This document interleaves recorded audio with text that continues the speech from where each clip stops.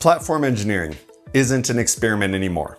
It's evolving into a foundational element of modern enterprise IT. For that reason, any emerging data about platform engineering teams deserves a close look, particularly if that data addresses the priorities, challenges, and performance of platform engineering.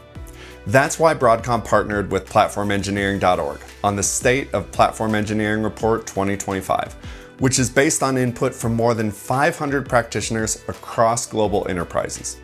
This report looks at the state of platform engineering today, where it's headed tomorrow, and the challenges standing in the way. So let's take a look at insights across 3 areas: goals, current focus, and success KPIs and time to value. One of the clearest signals in the data is why enterprises invested in platform engineering in the first place. The number 1 reason, achieving infrastructure standardization. The number 2 reason, increasing developer efficiency and autonomy by reducing cognitive load and providing self-service. Platform engineering is about solving an operational need, specifically the need to solve repeatable problems at scale. Now let's look at the current priorities for platform engineering teams. The primary mandate is to establish automated, reliable, standardized ways to build, provision, and deploy apps on modern containerized infrastructure. The data shows that enterprises are focused, first and foremost, on Kubernetes-based applications, but there are great opportunities to expand the scope of platform engineering teams to VMs and private AI initiatives. The bottom line is that platform engineering teams are doing precisely what they were created to do. They're building strong foundations that support consistency and scale across the enterprise. Let's talk about measurement. Measurement is critical to success. If platform teams can't deliver measurable value, it will be difficult, if not impossible, to secure long-term investment and to guide future decision-making. On this point, the data shows a bimodal distribution. More than a third of teams deliver measurable value within 6 months.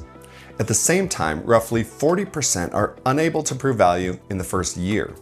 In some cases because measurement frameworks are still underutilized, and in some cases because the teams simply aren't measuring. In fact, 30% of teams don't measure success at all.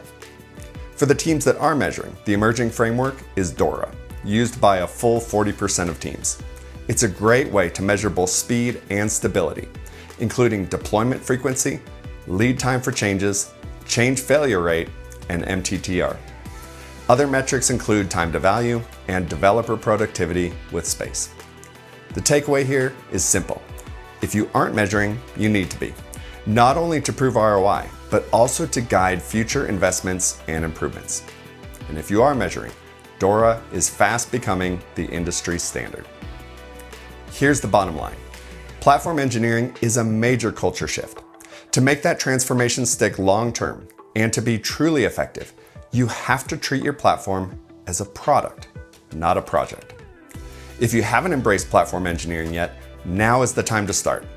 And if you have, your next move is to focus on driving adoption and tightening up your measurement.